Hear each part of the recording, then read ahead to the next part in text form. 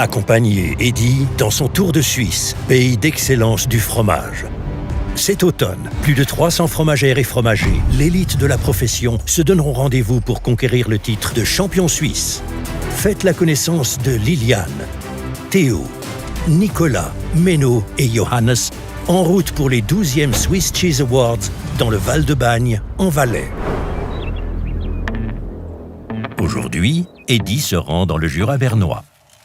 Bonjour, alors aujourd'hui je me rends à Fornay-dessous pour inviter mon ami Menno Amstutz. C'est un honneur pour moi d'aller le rencontrer. Il rend visite à la fromagerie de village Amstutz, une des 9 fromageries de tête de moine AOP assurant l'ensemble de la production. Hello Menno. Hey, salut Eddy. Comment ça va? Bien et toi? Ah, t'es en train de mouler les têtes de moine là. Oui, exactement, oui. Alors, Pour des questions d'efficacité, Menno fabrique d'abord la tête de moine AOP dans des moules à gruyère, coupant ensuite la masse de fromage en petites portions dans des moules utilisés pour la tête de moine. Ça fait déjà longtemps qu'on fait comme ça. On a aussi... c'est une fromagerie de gruyère, donc on a gardé ce principe de les couper en tête de moine ensuite. Ouais. d'accord. Les petites meules de tête de moine pèsent un peu moins d'1 kilo. Ouais, je sais pas si tu veux vite aller voir à la cave ou bien... Volontiers, oui, la finale, ça m'intéresse. Ok, on va aller à la cave, hein. Ok. La tête de moine est très tendance. Autrefois fabriquée uniquement en été, elle est désormais disponible toute l'année. En 2021, plus de 3000 tonnes de têtes de moine AOP ont été produites, dont environ 2 tiers destinés à l'exportation. La fromagerie Amstutz, une entreprise familiale typique en 3e génération, s'équipe pour l'avenir.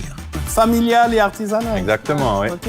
Je pense que la famille joue vraiment un rôle très important. On le voit, c'est vraiment, on est bien au Jura bernois, on est bien établi, c'est déjà depuis longtemps, c'est une tradition. Et en même temps, on a l'innovation qui vient et on a des nouveaux produits. Et je pense que ça, c'est vraiment aussi pour la région, c'est caractéristique. Ah, c'est l'avenir d'associer tradition et innovation. Oui, Pour je le marketing, pense, c'est important. La fabrication du fromage remonte à l'année 1192 et est localisée dans l'abbaye de Bellelay. Ce fromage a été baptisé plus tard tête de moine en raison de son origine et de sa forme. Fabriqué à l'origine uniquement à l'intérieur des murs de l'abbaye et en été, il l'a été de plus en plus dans des fromageries de village à partir de la seconde moitié du XIXe siècle. Il faut racler la tête de moine pour qu'elle déploie complètement ses saveurs. Déjà, les moines ont fait ça. Et la girole, c'est la seule façon qu'on a de couper la tête de moine. Donc, c'est pas couper, c'est vraiment racler la tête de moine. C'est ça qui est important. Ok. Donc, la girole, c'est un outil pour racler la tête de moine. Oui. Et c'est aussi les moines qui avaient eu l'idée de développer cette technique. Pas encore la girole, c'est la girole qui a donné cet engouement. Mais déjà, les moines ont raclé la tête de moine, oui. D'accord. Les moines raclaient le fromage en cachette avec leur couteau.